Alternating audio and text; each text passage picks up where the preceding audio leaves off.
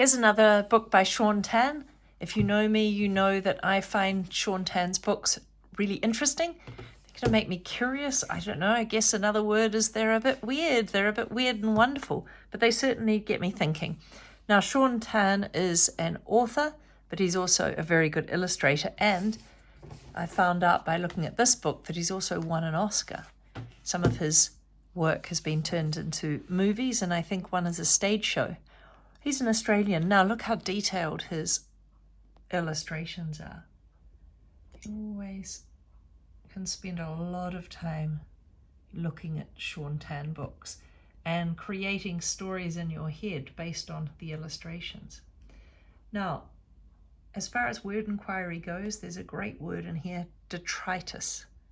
Detritus. I wonder if you can find out what that means at some stage, or you can figure out what it means as I'm reading. The viewer. The viewer. Tristan was curious from birth. This is not to say that he was different from other babies. In fact, he was rather ordinary. But from the moment he opened his eyes, he seemed to be examining the world.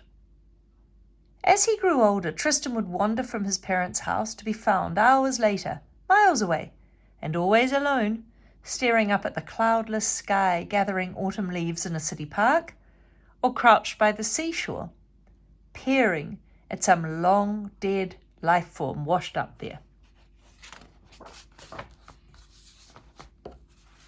Take your time to look at these illustrations.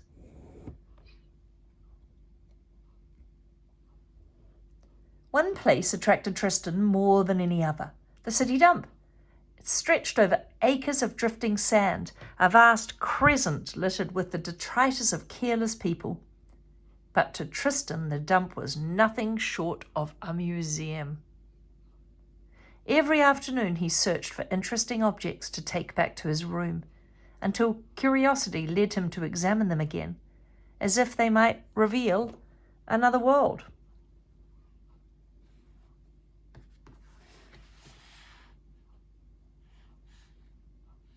Some of you might know this is a gramophone. We used to put records. Music would come out.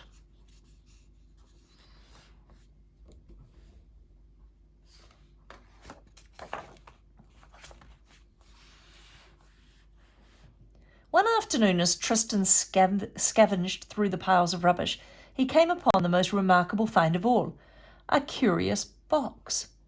Fashioned from dark wood and burnished metal and covered with detailed engravings. Its lid was locked tight.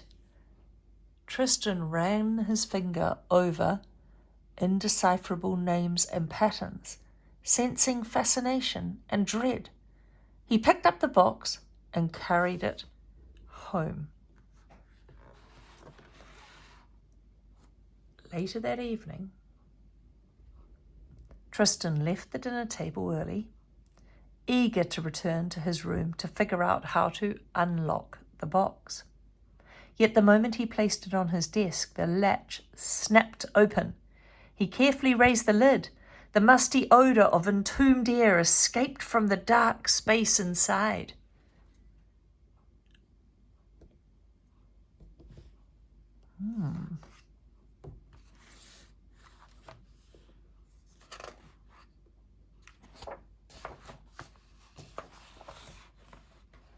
Tristan's pulse raced. The box was crammed with intriguing treasures, though all were devices designed to magnify or focus or illuminate.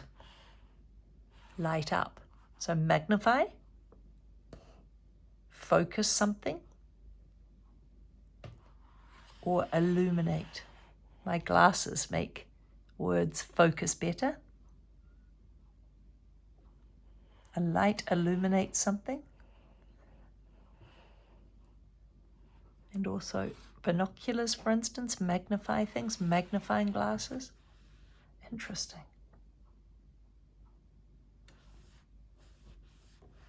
He's a great illustrator. I'm taking my time because I think Shaun Tan's books deserve time.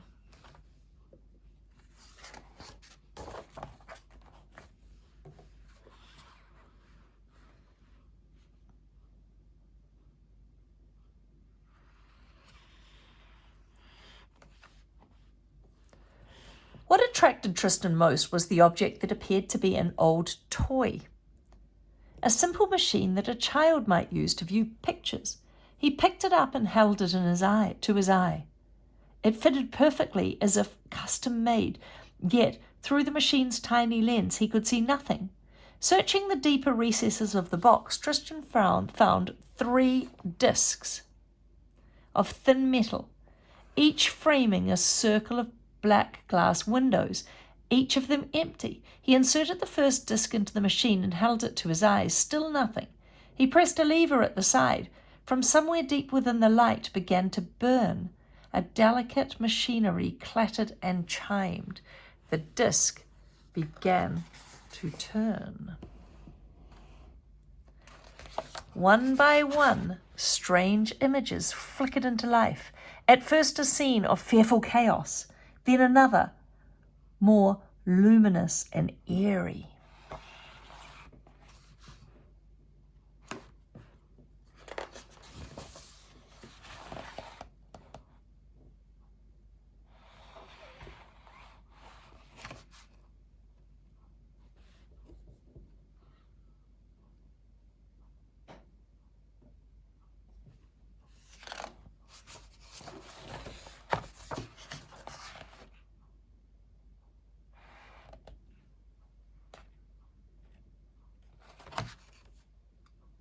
I also quite like the way he changes his style. So I'm guessing that's done with pencil and ink. And then this is a coloured one. This looks like Stonehenge in the UK. Wonder if you recognise any of the other things.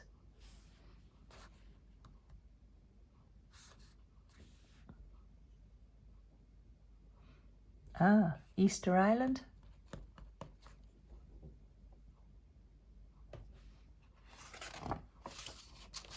Feel free to talk to people around you if you see anything interesting.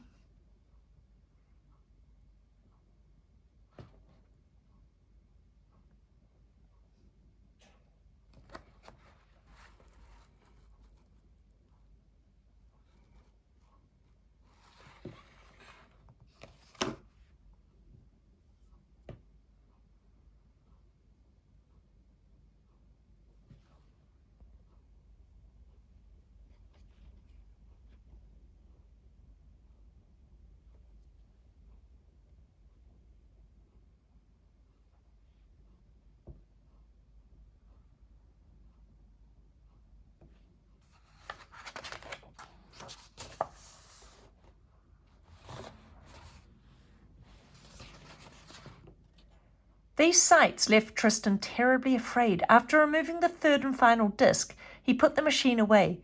In bed, he descended into a restless sleep, all the while unable to dismiss the feeling of another presence in the room.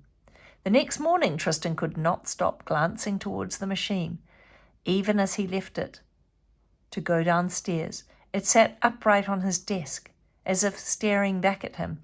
Surely, just as he had left it the night before.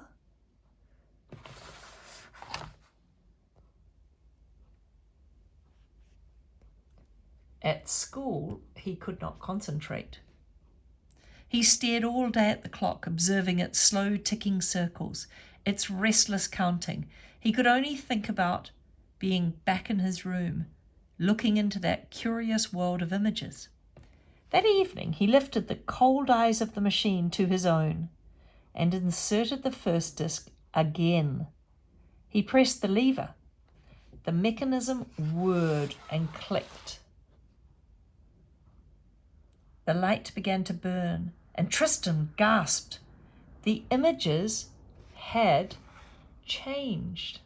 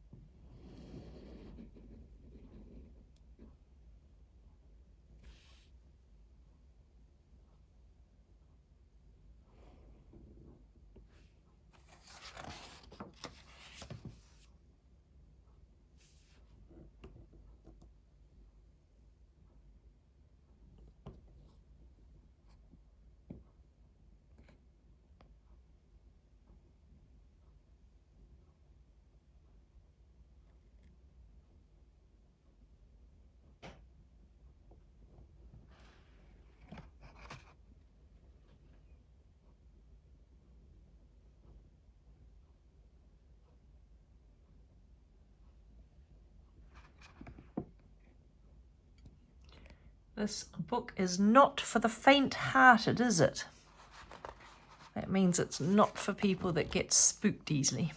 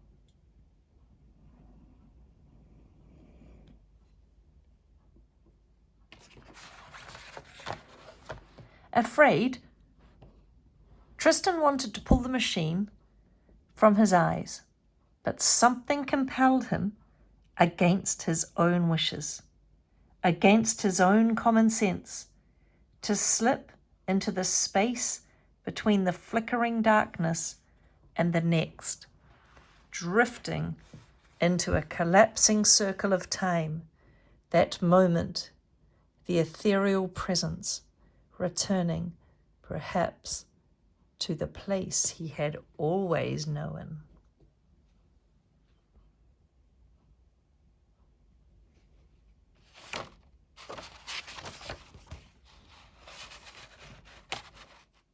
In the morning, when Tristan had not come to breakfast, his mother called him. There was no answer. When she opened the bedroom door, the musty odour of entombed air spilled into the hall. Tristan's bed was empty, the room unusually neat and tidy, as if he had never been there, as if he had never existed, as if things had always been this way. The only thing that seemed out of place was a box of dark wood and burnished metal on his desk, its lid locked. Curious, she thought, and forgetting why she had come into the room, she returned to her breakfast.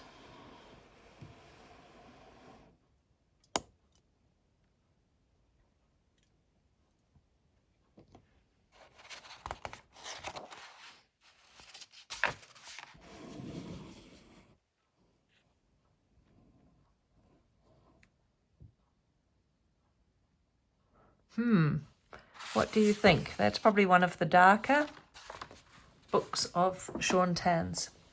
I'll read you the notes from the creator. Maybe you can read along if I can get it close enough. During the 80s and early 1990s, I began collecting old toys. Perhaps I did this because I wanted my son to have what my parents couldn't afford for me. Who knows? Among these toys was one known as a Viewmaster, an optical toy in which the child viewer inserted a rotating disc of sequential, often historical images. One day as I looked through the viewer, I noticed that an image in the disc sequence was missing. Had someone been here before and passed through into history? I had a Viewmaster when I was a kid. Just a plastic thing that looked a bit like binoculars. And you put a little disc inside it and had basically little plastic images that you could see that the light shone through. Shaun Tan, his notes. I first met Gary Crew in Perth in 1996 after we had worked together at a distance on a series of stories called After Dark. As a young illustrator, I was intrigued by Gary's previous experiments in illustrated fiction, as well as the new idea for a story about an ancient device that records the collapse of various civilizations, a kind of visual black box of human history, existing for an unknown purpose. A very strange concept, an unconventional narrative, and an especially challenging assignment for a first-time picture book illustrator. I think the result is as much a curiosity as its subject, and an intentionally disjointed story without any moral message or clear conclusion, leaving the reader to puzzle over its meaning. Perhaps there might be moments in the distant future when this book is found languishing on a dusty shelf or within a pile of long-forgotten junk, when it still invites some passing interest before its inevitable return, like so many other things, to a long and silent darkness. Well, maybe it gets you thinking, maybe not, but I do think it is a curious story. If you look at it again, you'll see the snail appear throughout.